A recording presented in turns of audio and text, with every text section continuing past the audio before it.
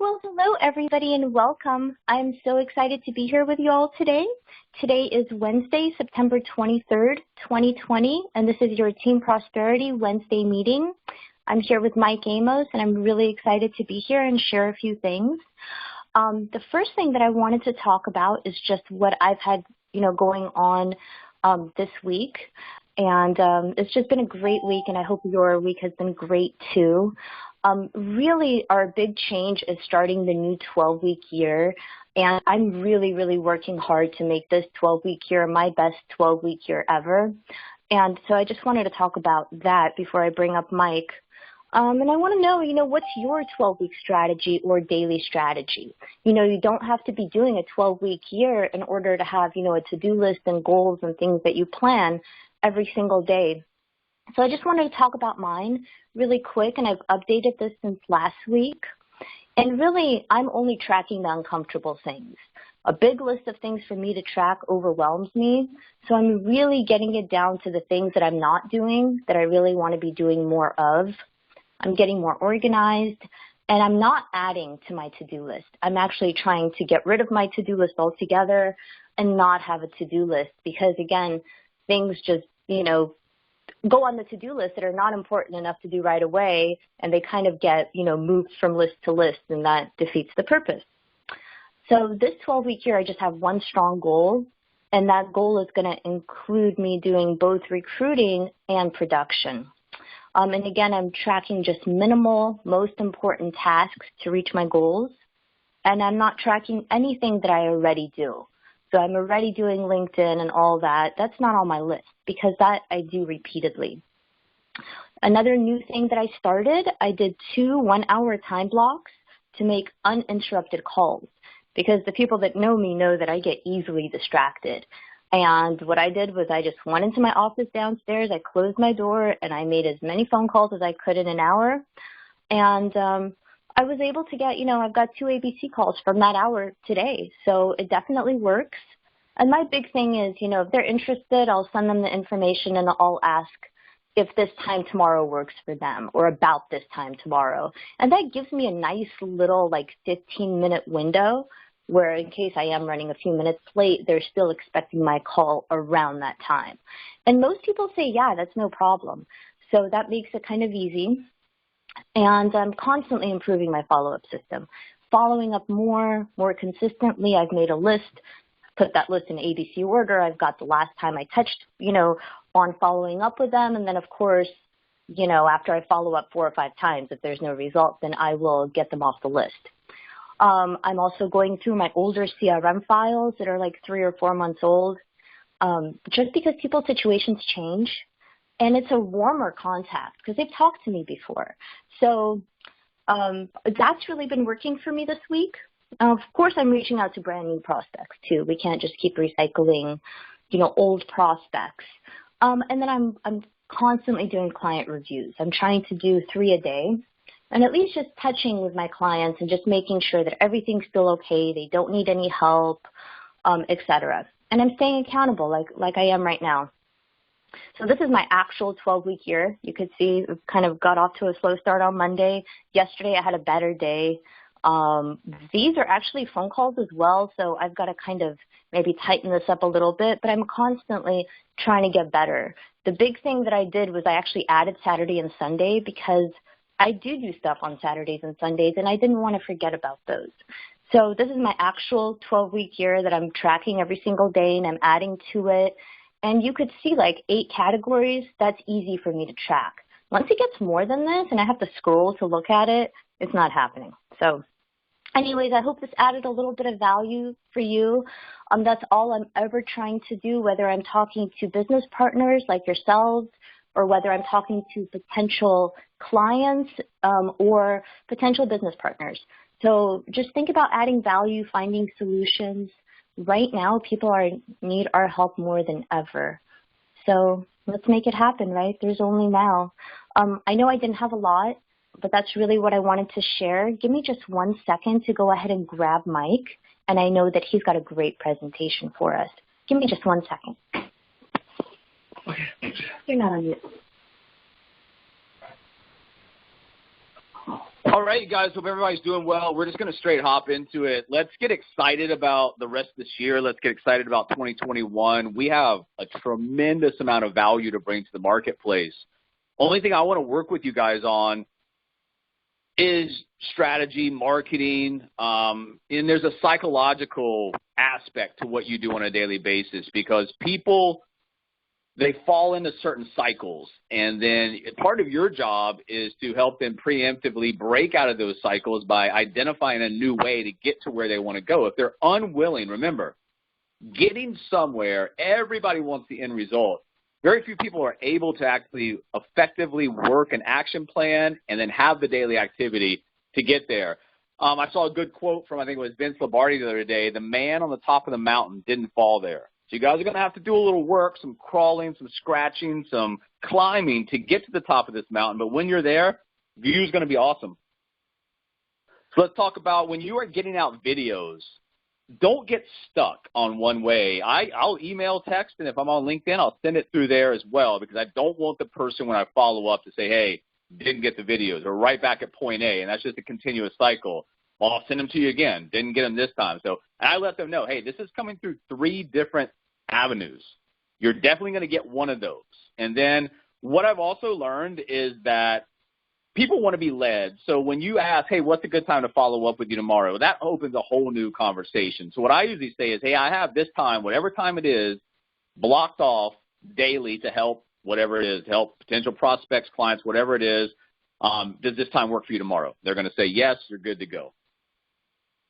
A lot of talk about the 12-week year. The reason we use this compressed time frames allows you or does not allow you to look so far in the future, say, hey, by next December, I'm going to have this done. That's too far in advance. By the end of the next 12 weeks, I'm going to have this done. So you have goals, you have tactics, you have activities, and if you master the system, which I still haven't done yet, I'm working on, it's a lot of self-inventory and reflection, you'll start to really dominate your competition. These are the questions that we should always be asking ourselves as well as our partners.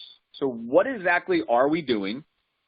What are we supposed to be doing? Remember, a lot of times we're not doing what we're supposed to be doing. It's a lot easier for me to kick back and make a nice looking meme and put it out than to pick up the phone call. And I know you guys feel the same way. It's the uncomfortable stuff that you've got to do that pushes you towards that finish line.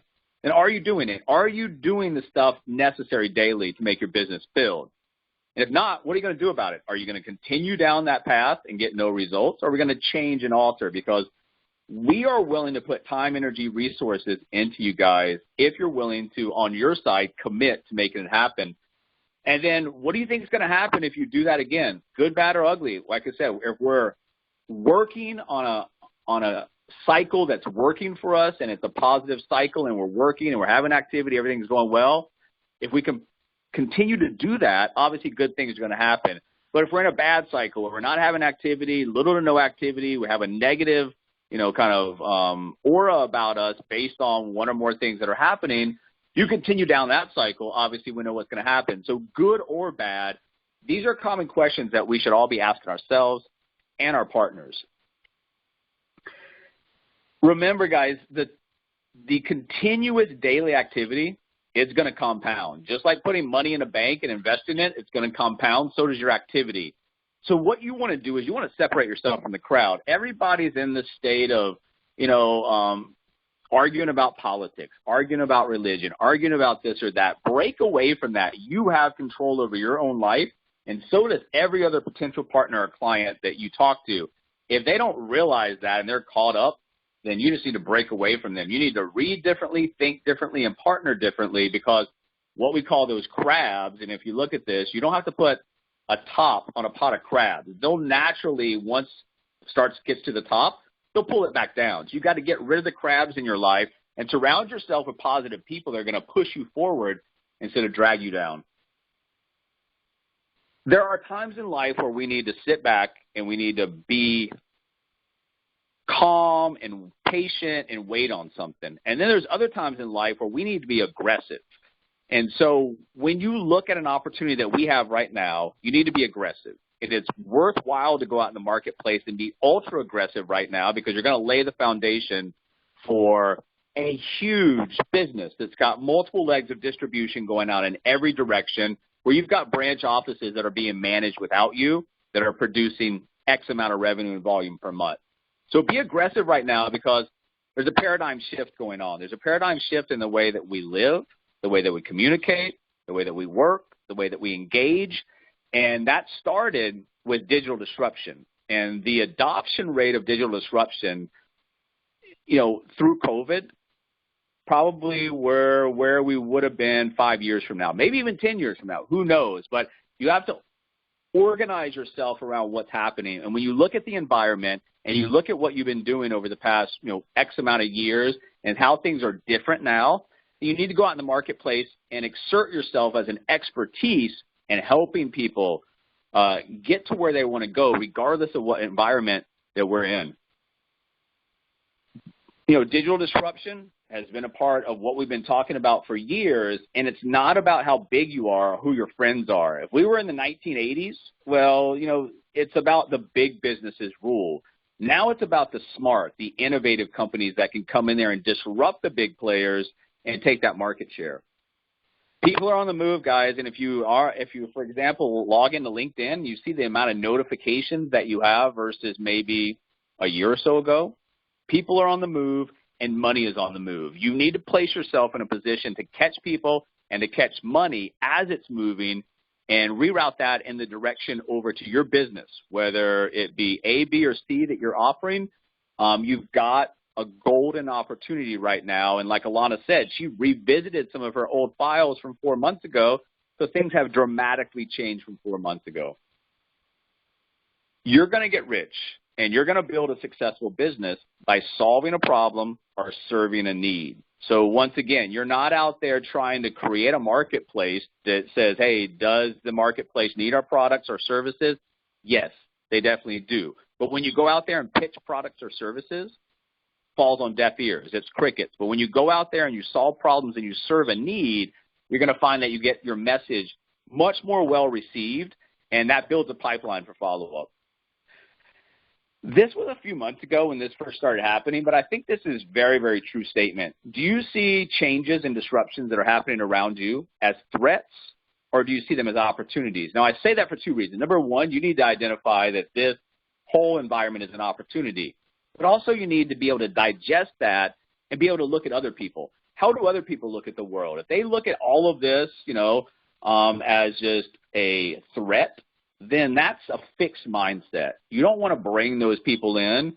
You want to see people that understand that even in the worst of times, economically or otherwise, there are people still going out and making it happen. Entrepreneurs will navigate through whatever environment, and they'll survive, and then they'll eventually thrive. So unfortunately, people that will pull back and retreat to the point they almost disappear during economic downturns, they won't remember problems this way. They respond in a habitually negative way and become overwhelmed to the point that they're essentially blind to prospects and solutions. When the market recovers, these individuals will have less money and fewer clients and will be forgotten by the marketplace, leaving their business or identity damaged. Your great advantage in this market is that less competition gives you the chance to stand out and capture market share. I look at this environment as a huge opportunity. You should as well, and your partner should as well. We're leading the way on a number of fronts, and you need to make sure people understand that.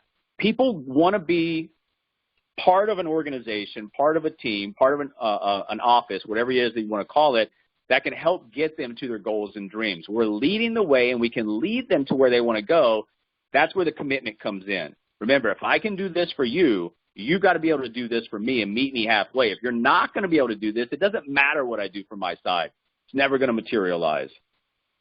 You are looking for dedicated distribution partners. Somebody wants to come in and make $1,000, $1,500 a month extra part-time. That's great. We got a place for them.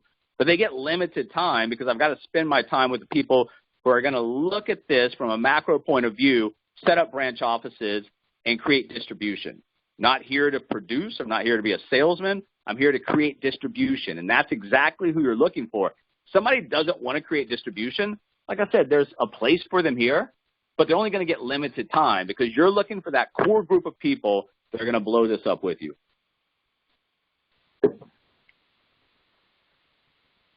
Sometimes it's as easy as just identifying to the other side. Well, let me ask you a question. When I say this, or let me give you a statement. When I say this statement, how do you feel? Rich people choose to get paid based on results. Poor people choose to get paid based on time. If people understand this and can, digest it and then give you an answer, it's going to tell you exactly where you need to go with that conversation, because a W-2 employee, somebody that wants to trade time for money, we don't have a place for them here. And you can't force people that don't fit. And that's one of the biggest problems that I see. People build an organization, you get excited about the process of bringing people in, and then what happens is some of those people will make it, some of those people won't. You have to learn from both your successes as well as your failures. If someone makes it, why did they make it? Someone didn't make it, why did they not make it? And it can usually stem back from their mindset. So there are W-2 employees out there. There are entrepreneurs out there. That's what makes the world go around. Your job is to identify the right people and bring them in. If people want to get paid based on time, it's not your job to rebuttal and convince them otherwise. It starts with you.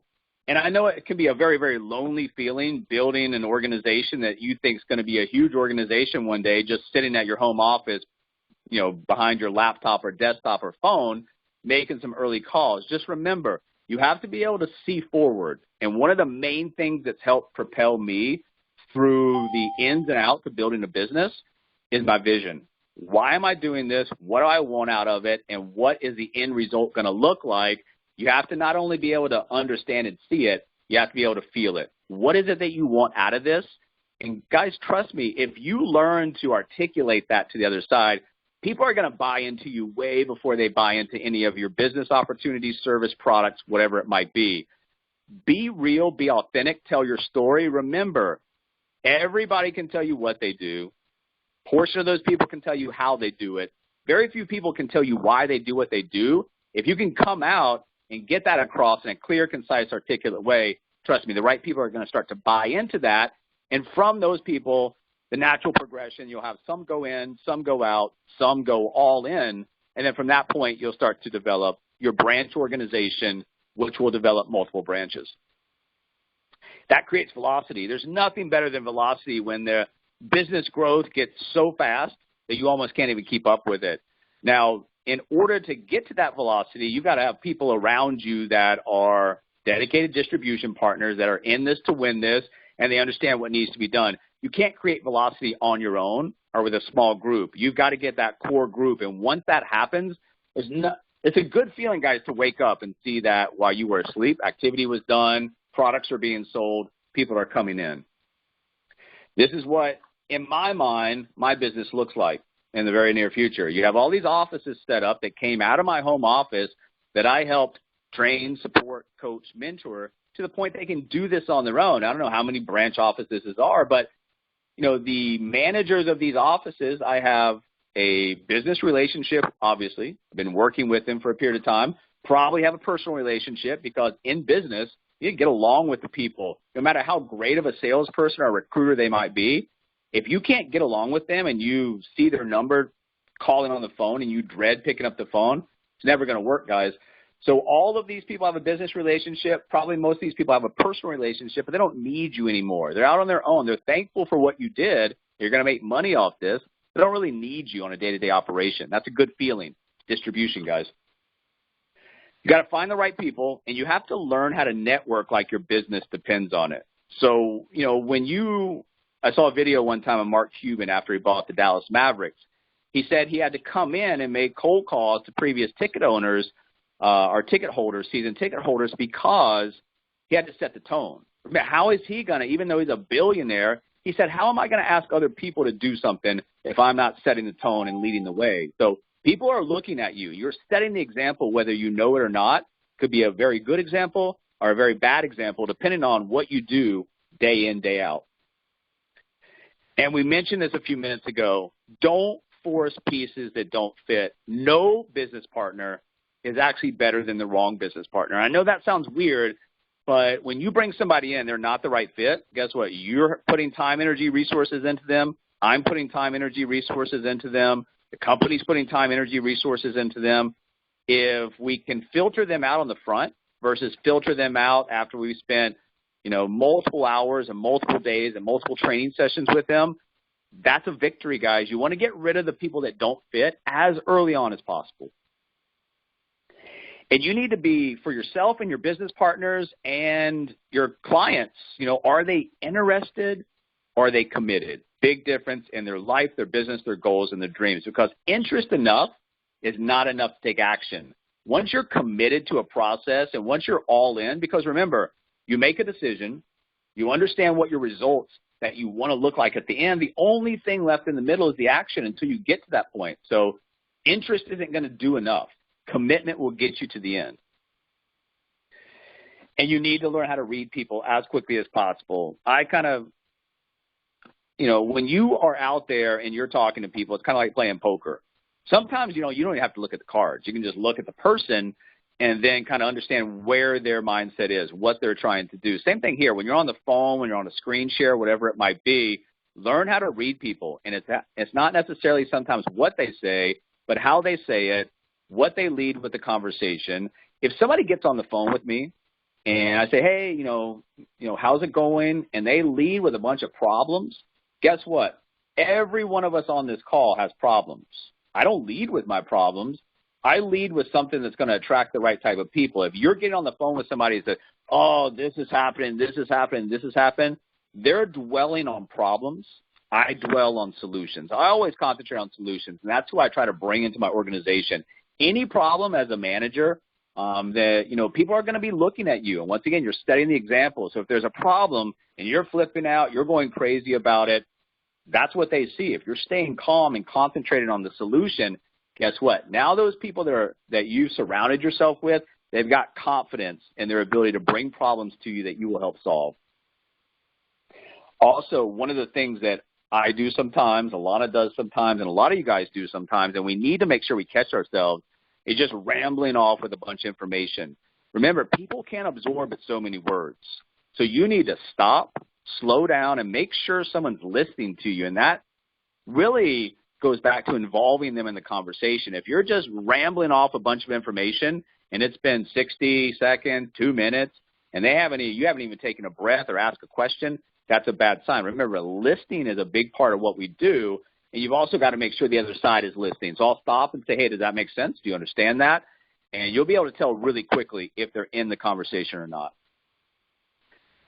Our clients, our partners, this is what we teach: control. Don't leave your future up to chance. If you're just going to drift through life, then you're going to get exactly what life decides to hand you. If you actually take control and plan and organize, then you'll get what you created for your life. And that's a big difference. So we can't help people unless they want to help themselves. A lot of people out there in our society, they're just whatever comes down the road, whatever. They're leaving their future up to chance. I don't want to do that. I don't want you guys to do that. And we don't want the partners and clients coming into our business to do that. So my question is to a lot of people, a lot of times, whether it be an interview, whether it be a client presentation, hey, what's your plan? What are you going to do from here? So if I've laid out some type of, plan for them, whether it be client or partner, what are you going to do from here? Does this sound like a plan of action that you could take on? Does this sound like something that you could be a part of on the partner side? It's asking questions. And if somebody has no plan, or the plan that you put out in front of them, they're not excited about, well, guess what? They're never going to commit to anything.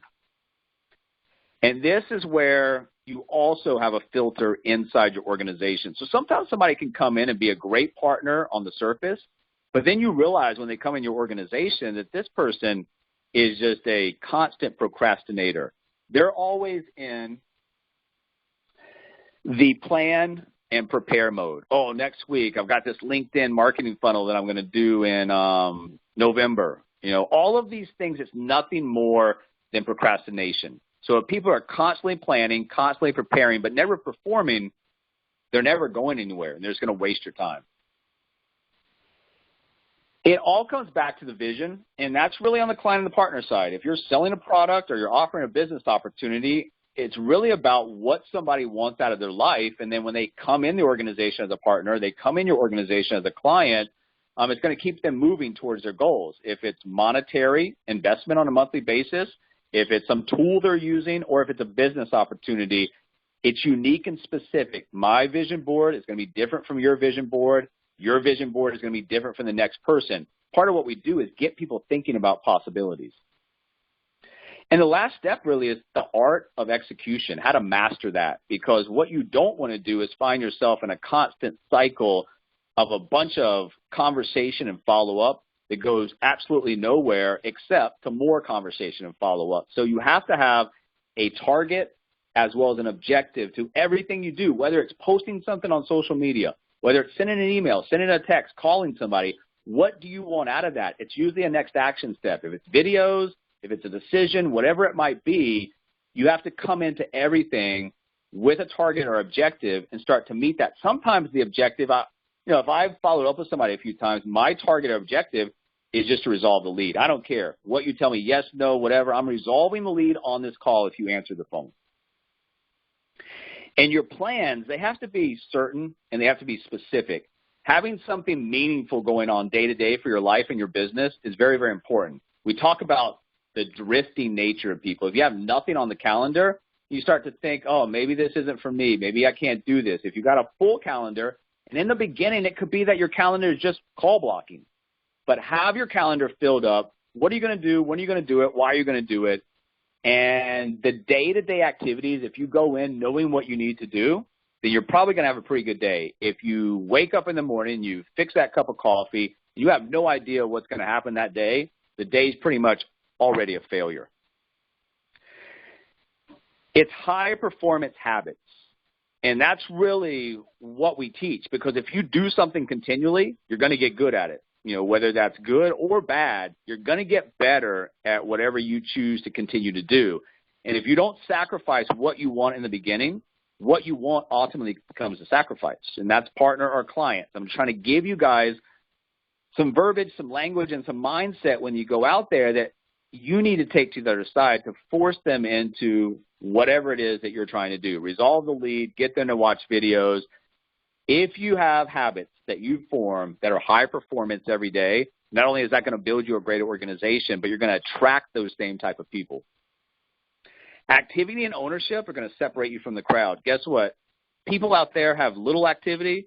Most people have no accountability. So this does take a level of self-discipline. And if they're willing to do that, then continue the conversation. If they're not, end it.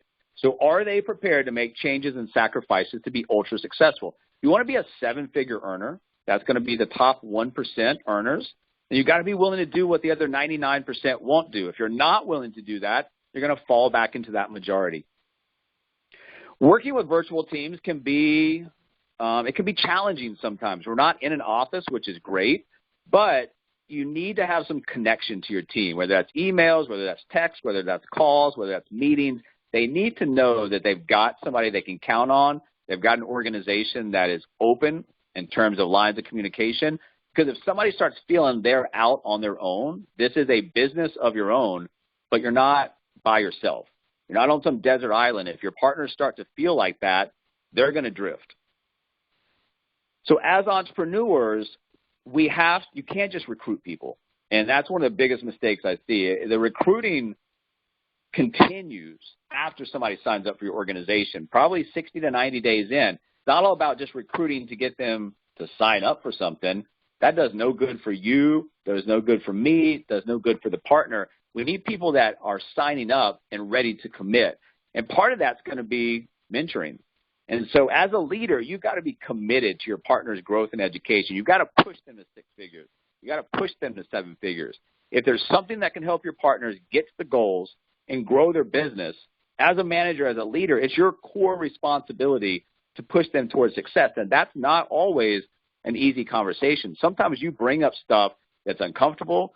People don't like to be criticized, and that's something where if you go into your organization thinking that you have to be liked by every single person every single day, personality defects. Sometimes as a leader, you got to tell people something they don't necessarily want to hear, but they need to hear. Key characteristics of a good leader: highly intelligent, creative, think outside the box, motivates and inspires the team to exceed expectations, identifies and capitalizes on opportunities for positive change, builds an organization with talent, resources, and technology to achieve goals, highly respected for fairness, honesty, and objectivity. Now, when you look at this, sometimes we look at something and say, hey, I don't have all 5 of these. But the good thing about our type of business is you can go out and identify these type of people and bring them in. So our weaknesses can be supplemented by somebody else coming in. On the opposite side, our strengths can help vice versa for that partner to come in. So we're forming relationships, we're forming branches, we're forming organizations, but who's really going to help you on those dedicated distribution partner lists is people that can have most of this going for them. Mentoring, you're not going to get away with just recruiting. We talked about this. It's going to have to be time, energy, resources put into somebody, but it's got to be put into the right people. If somebody is in your organization and all they do is worry, well, worrying is actually praying for things that you don't want. Remember, the laws of attraction work both ways. If you're thinking constantly about negative stuff, worrying about stuff, you're inviting that into your life. You got to focus on what you want to happen. What do you want to see happen? What's the timeline? Timeline allows us to have a defined endpoint to get there. So if somebody's constantly worrying, whether it's a client or a partner, they're probably not going to make a good fit for your organization because we are solutions-based company, right? We're about control. We're about solutions. We're not about problems. We're about solving problems. It goes back, and this is very unique to individual situations. What is it they want? Somebody wants to buy a boat. Somebody wants to buy a huge house. Somebody wants to save money for their family. Whatever it is, you have to identify that and use that as a motivating factor to get them to start to have activity, because once they have activity and once they have results in a business where you're not limited and your income is, potentially, can go as high as you want to take it, those are the things that you have to start with. What does somebody want? How do they get there? And how do you fit in either on the partner or client side to assist them? Who says you can't? Who says you can't build a 6-figure business? Who says you can't build a 7-figure business? Who says you can't do anything that you want to do? So those people out there that, don't buy into your opportunity, and I put this, on the Facebook group and in the newsletter, it was that prospecting scene with Matthew McConaughey from the movie where he went out and searched for gold. A lot of people don't buy into your vision. The people that do sometimes leave, but you cannot have other people have any effect on your end result, because once you start to allow that to happen, you're no longer in control. You need to outline, what do you want to do? You need to outline what do you want to do in terms of your goals, your vision, but also outline what do you want to do on a day-to-day basis, because like we talked about earlier, if you go into the day and there's no plan of action, it's already a failure. And so what is it I'm trying to accomplish today? And usually the results are going to come from the activity. So concentrate on what you have the most control over, which is your activity. One of the things that I think that I look for, and I use the cash flow quadrant as an early filter, because I want people that think big. And I want people not only to think big, but I need people to think big and be able to understand they can make it happen. So first, how are we going to do it? So how are we going to get to your goals and dreams? And then once we establish that, are you willing to do that? And then finally, go get it. No one's stopping you guys from 6 figures, 7 figures, multiple offices around the country.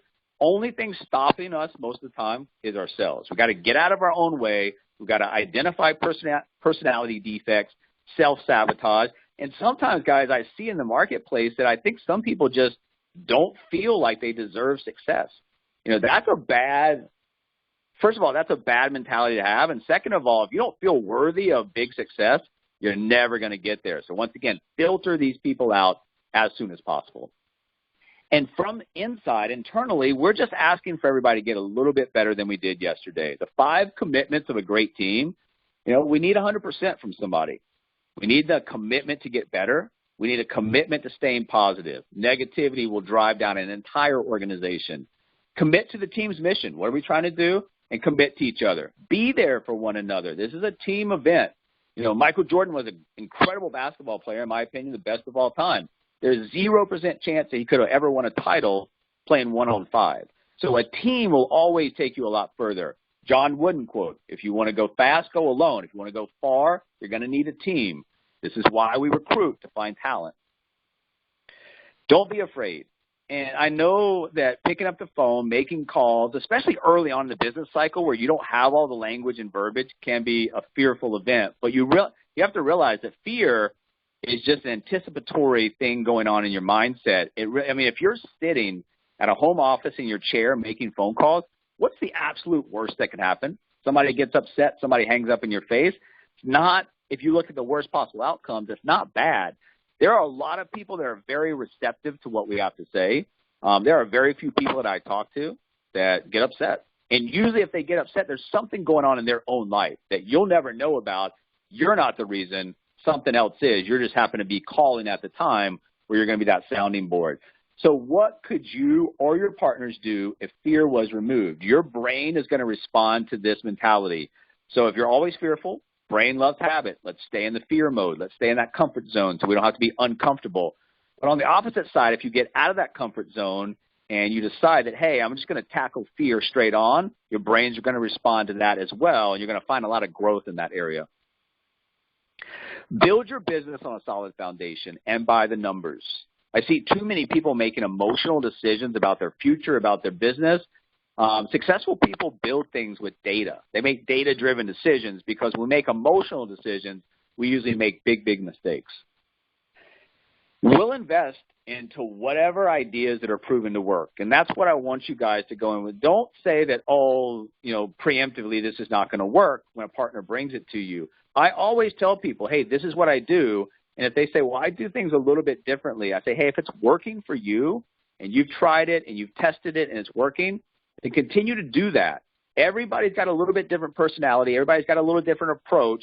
We're all doing the same thing, but your personality and the way that you approach the marketplace, test, try, and learn. And when you find things that actually work, continue on with those. And if you find things that don't work, just kill them off.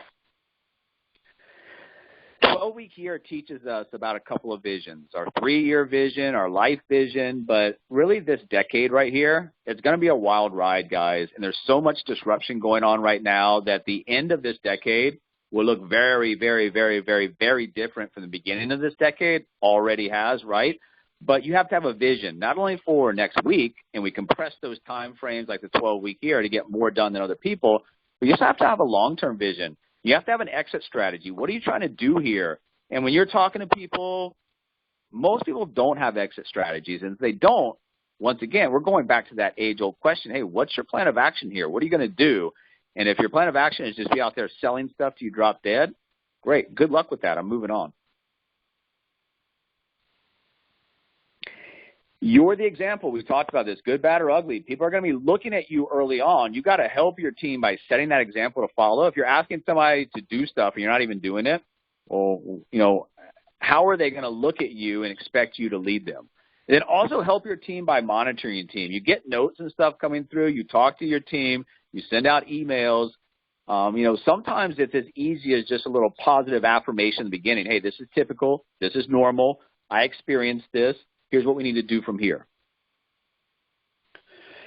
These are not numbers, anything that I just made up. So this isn't anything about the business model, about the organization, or anything that we sell. This is just an example because when you have a group of people in the middle, that I say stuck in the middle, and you've only pushed a few of them to go all in and a few of them to go all out, that's a problem. It's kind of like a stagnant organization. What you want to do is it's okay to have less people stuck in the middle, more people out, and more people all in. This all-in number right here is really what you're concentrated on because that's where the dedicated distribution partners come in. So if you can double that up, it doesn't matter the fallout. People are going to come in your organization. They're going to quit. That's natural. You're not going to have anywhere close to 100% retention. Your job is to work with the people that want to make it happen and then continue to work with them until they don't need your help anymore and they can pay it forward. Remember, 2 sides to the business, and everything we've talked about today can be straddled on both sides of the business. It's about mindset. It's about, making people understand that they're in control of their lives. So when you talk about the partner side or the client side, don't, like we talk about, get in that continuous cycle of following up with the same people for ungodly amounts of time. Your job is to resolve the leads, not to rebuttal, convince, or explain. It's to open up a conversation, get some material out, follow up, and resolve that lead. Remember, on the client side, nobody even knows how money works. People are just getting by because they have the wrong information. In school system, most middle class or poor families, they just continue to pass that knowledge down. And that knowledge, whether we want it to or not, that seeps into us. And then all of a sudden, and I can tell with my family, the way that for example, my brothers react versus the way I react, just a different mindset. I decided to break out. They look at things as scarcity. They look at most people who have become successful as they did something on the backs or the expense of other people to get there. That's not how the world works. The fact is there's three things that most people do not know about money: how to make it, how to save it, and how to multiply it. Number three is the most important one, but most people never get there because you can't get there until you've mastered and understood the first two. So when you look at this, these are things that you have to understand. When you're talking to the masses, most of these people are financially illiterate. Most of these people don't have an emergency fund. Your job is to get material out there and have the right people who want to make significant changes in their life raise their hand. Selling time in exchange for dollars, W-2. This is the most heavily taxed form of income. Commission and bonuses. This is where where we are every day. This is performance-based income. This is hard income because you're not getting paid to do nothing, sit around and take a bunch of breaks or walk around the office. You get rewarded for above average production. That's why in a situation like this, you've got to bring in the right people.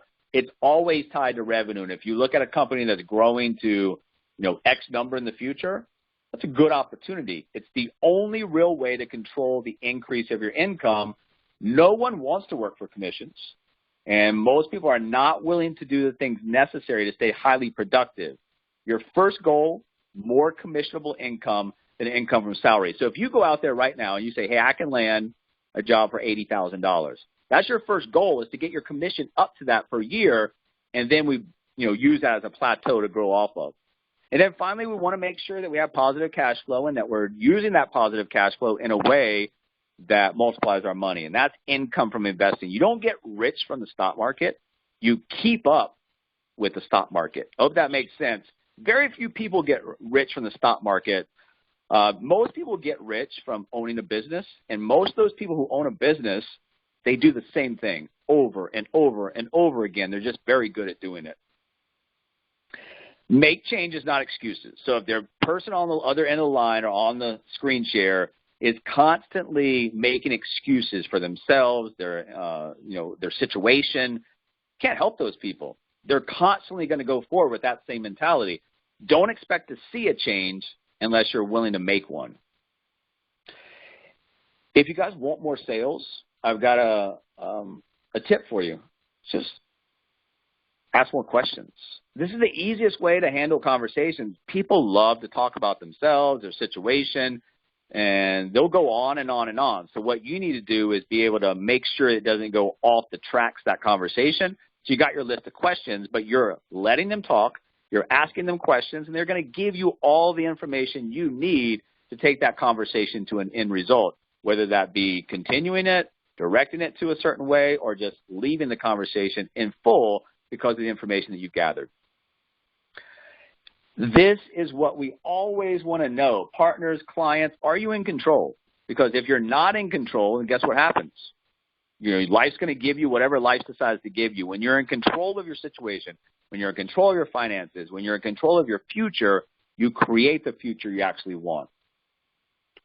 If not, if you're not in control of your own situation, then basically you're riding shotgun in your own life. I don't know who's driving, but you're just along for the ride. That's not who we're looking to work with. All trust is risk. So somebody coming in an organization as a partner, as a client, they're trusting you. And every choice has consequences. Whether your choice is to take action or not take action, it has consequences. So what's your next step? You always want to get to a point where you're demanding or you're asking for the next step. This is what's going to happen next. Always frame your conversation. If I can frame a conversation on the front end and say, today, this is what we're going to do, and that person says, well, no, we're not doing that, great. 30, 45 seconds, I'm ending that conversation. If I didn't frame it, I might get 10, 15, 18 plus minutes into that conversation before I realized that this should have ended a long time ago. Frame your conversations. It will help you tremendously with time management. Your goal on the marketplace is to reach prospects in the research phase to influence their purchase decision early on. We're not buying a washing machine. We're not buying a new car, a new house. You know, the things that people are researching, they are in a position where they're always needing what we have. You always need to eliminate debt. You always need retirement. You always need these things. Social media advertising, especially mobile right now, is the single biggest opportunity in the history of advertising.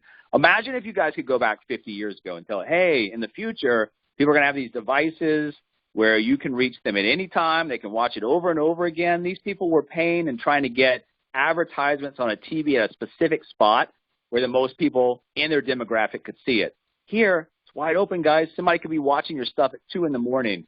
It creates an environment where you can talk directly to potential partners or clients. It's engagement, not pitching, not selling. It's building an audience, engaging that audience, and then peppering the opportunity or the product every once in a while so that your message doesn't get watered down. 7 steps to attraction marketing. We're going to, brand yourself. Do not be a company. Do not be a product. Do not be a service. Be yourself.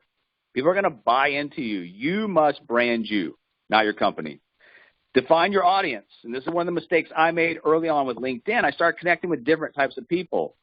We talked about this. The LinkedIn algorithm is going to reward you for knowing what you're trying to do on there, which means defining your audience and going out there, understanding your audience's challenges. Remember, putting yourself in their shoes. What's happening? What type of problems are they having right now where you can come into the marketplace with solutions to those problems?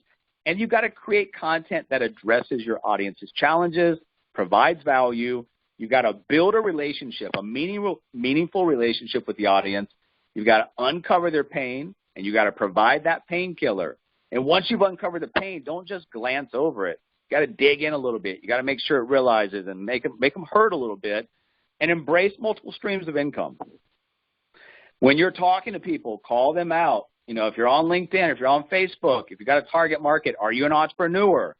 Attention, real estate agents, CPAs, whatever it is that you're trying to get out there, call them out.